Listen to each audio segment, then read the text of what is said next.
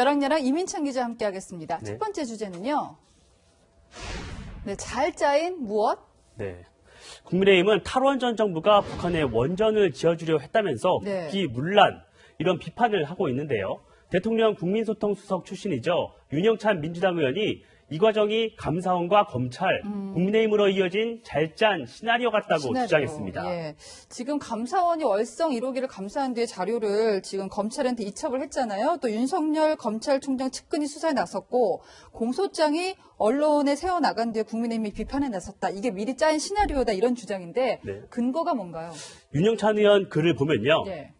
월성 1호기 폐쇄 결정에 상상력이라는 조미료를 다량 투입해서 북한 원전 건설과 이적 행위로까지 꿰어 맞춘 것이라고 주장했습니다.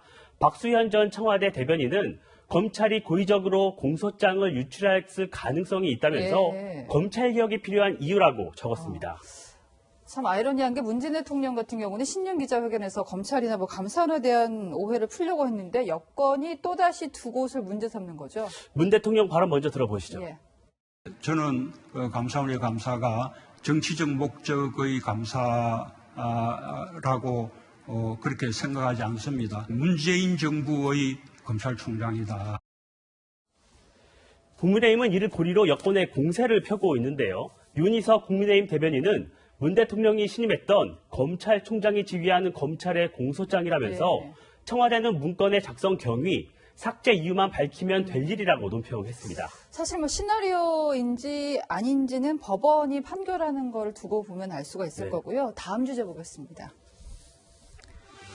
자, 원조침은 나야 나. 자, 민주당 서울시장 후보들 얘기인데요. 다시 한번 원조침문 경쟁이 뜨거워졌어요. 네, 민주당 서울시장 경선에선 당원 비율이 50%입니다.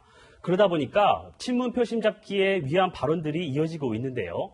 박영선 후보는 문 대통령과 경희대 동문임을 강조하며 원조 친문이라고 말했습니다. 우상호 후보는 본인이 민주당의 뿌리이자 적자라며 문재인 대통령을 지키겠다고 했습니다. 자신은 민주당을 떠난 적도 떠나고자 한 적도 없다고 덧붙였습니다. 자, 이 말이요. 네. 나는 민주당 떠난 적이 없다. 우상호 후보 말에는 뼈가 있네요. 과거 탈당설이 있었던 예. 박영선 후보를 겨냥했다는 해석이 나왔습니다.